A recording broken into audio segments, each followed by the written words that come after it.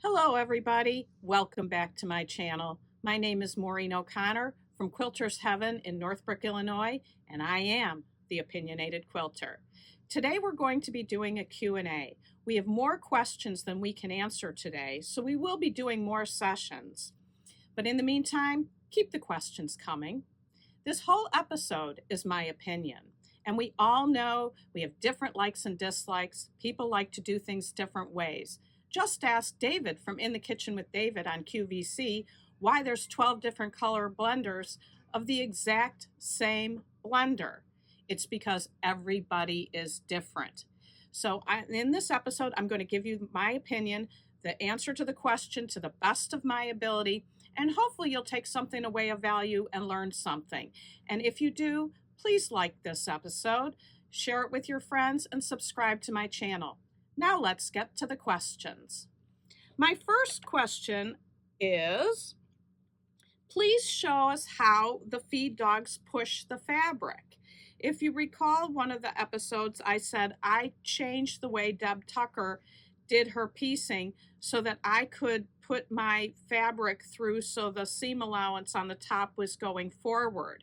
I'm going to move a little closer to the camera so you can see my little sample of how this works.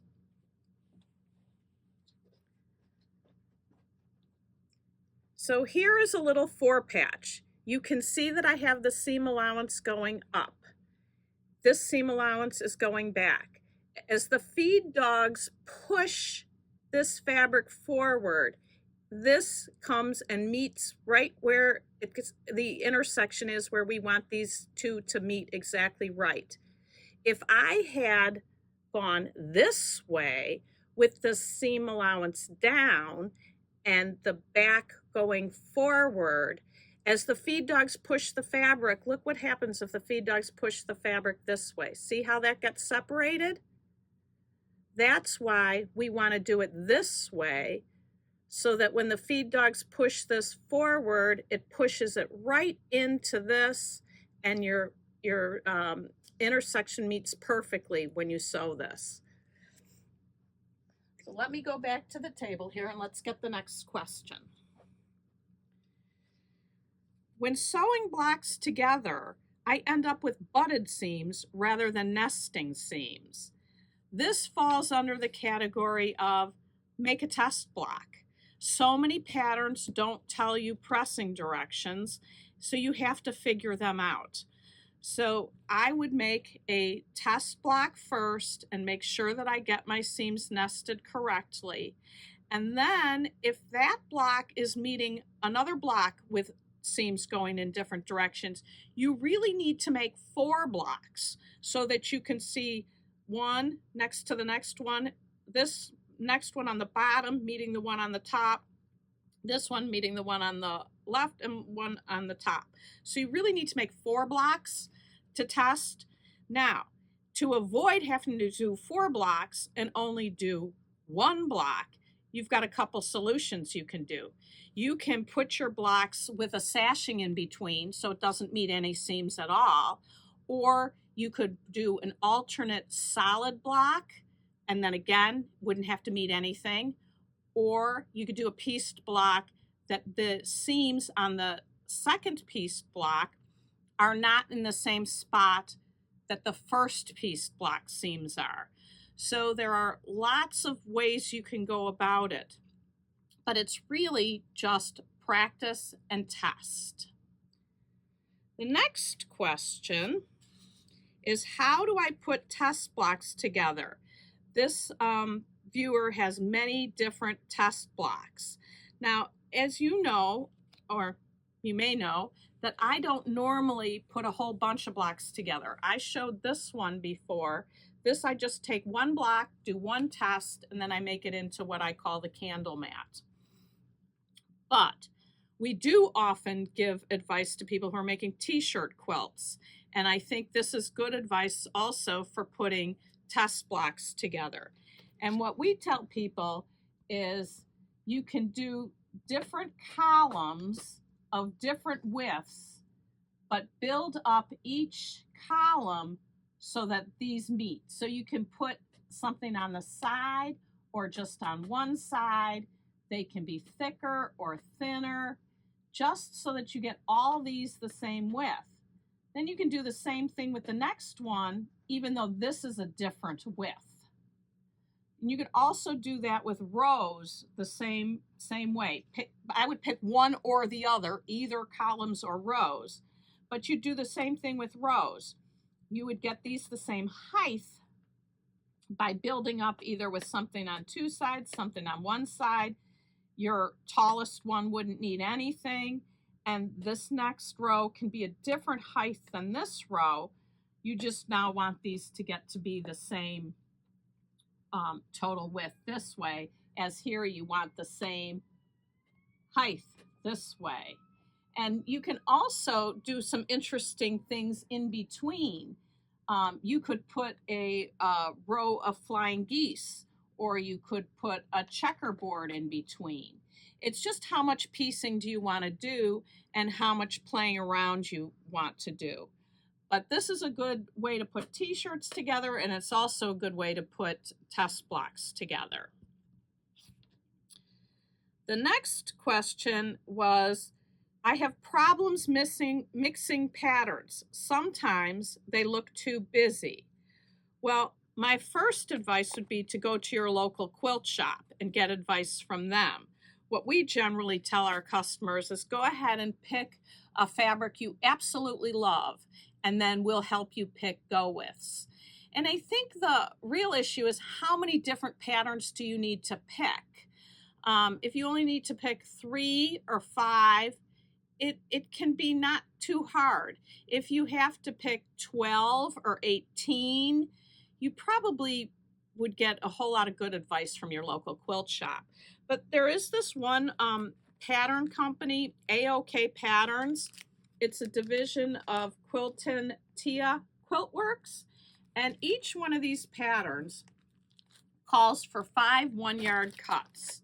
And I think this is kind of a good blend of how to put things together. She calls for 1 large scale print, and she says, think focus fabric. And that would be the one where we would tell our customers, go pick one fabric that you absolutely love. So you start with 1 large scale print of focus fabric, 1 yard medium scale print, then 1 yard light, 1 yard medium, and 1 yard dark. You want that variation. You want the variation in scale, and you want the variation in light to dark. Now, in the quilt behind me, you've seen this before. This is the one I pieced together for Project Linus. And again, you've seen this before. This was the original strip set. And if you look at this, it's pretty much all the same value. So if you made a quilt with just these, it could be pretty boring. So how do you fix that up? Well, you want to add some lights. You can see some lights. Here's even a lighter plaid. And you add some looks like solids. Here's some look like solids so your eye can rest. You need some darks. And then you've got something that has much more interest than you had when you started with the original strips. The next question is, how do I attach binding to a scalloped border? Well, if I were to attach a binding to a scalloped border, the one thing that is a must is that your binding must be a bias strip. Now, a lot of people say you always cut your binding on the bias. We don't do that. We almost always do straight a grain. The time we do cut bias is when we have a stripe that we want to be on the diagonal, and then we do cut bias binding. But normally we cut straight of grain. If you were doing a scalloped edge, to get around those curves, you've got to have it on the bias. That being said, putting on a scalloped edge binding is difficult. To me, it never turns out good enough to meet my perfectionist attitudes.